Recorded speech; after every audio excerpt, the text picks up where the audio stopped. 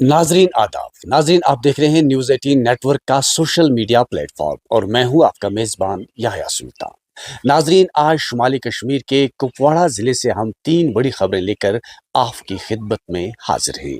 सबसे बड़ी खबर यह है कि डायरेक्टर शीप हस्बेंड्री कश्मीर ने किया कुपवाड़ा ज़िले का दौरा और यहाँ पर 1 करोड़ रुपये मालियत के एक यूनिट का किया इफ्तिताह।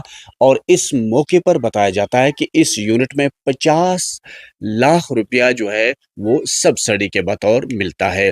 और इस यूनिट का मकसद यही है कि पढ़े लिखे बेरोजगार नौजवानों को रोजगार फराहम करना है, क्योंकि इस बार मरकजी सरकार के साथ साथ यूटी लेवल की सरकार जो है वो दोनों यही चाहते हैं कि पढ़े लिखे बेरोजगार नौजवानों को रोजगार मिल पाए और उन्हें मुख्तलिफ स्कीमों के साथ जोड़ा जा रहा है। और इसी कड़ी के बतौर director sheep husbandry Kashmir Mohammad Rafi ने कुपवाड़ा ज़िले का दौरा किया और लदरवन कुपवाड़ा में एक बड़े यूनिट का इफ्तिताह किया। तो इस यूनिट के क़याम से अब पढ़े लिखे बेरोजगार नौजवान अपना रोजगार भी कमा सकते हैं। वहीं लोगों का मुतालबा जोर पकड़ रहा है कि अगर शीप हस्बेंड्री महकमा मजीद इलाकों में इस तरह के यूनिट कायम करता है तो बेरोजगारी पर काफ़ी हद तक काबू पाया जा सकता है।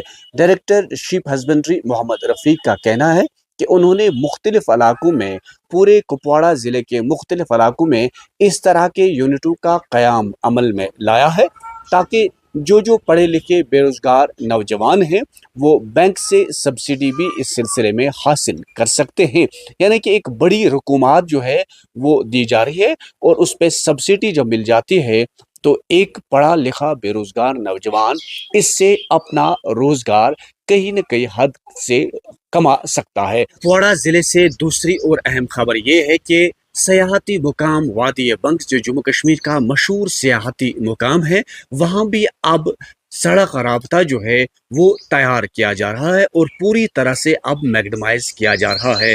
Executive engineer R&B Handwara Farooq Ahmad ने न्यूज़ 18 को तफसीलात फराहम करते हुए कहा कि जम्मू कश्मीर के मशहूर सयाहती मुकाम वादी बंग्स में अब 30 किलोमीटर सड़क पर मैगडम बिछाया जा रहा है और यह अमल बड़े पैमाने पर शुरू किया जा चुका है। सैलानियों को काफ़ी हद तक जो है उनकी मुश्किलात कम होंगे, क्योंकि पहले पहले जब सयाहती मुकाम वादी बंग्स का सैलानी रुख करते थे तो उन्हें पैदल कई किलोमीटर चलना पड़ता था, जिसके बायस उन्हें काफ़ी वक्त बंग्स तक पहुंचने में लगता था। लेकिन अब महकमे की शुरुआत ये है कि अब 30 किलोमीटर सड़क जो है उस पर तारकोल बिछाया जा रहा है और अब जो ही सैलानी आ जाएंगे पूरी तौर पर वादी बंग्स की हसीन वादियों का दीदार कर सकते हैं।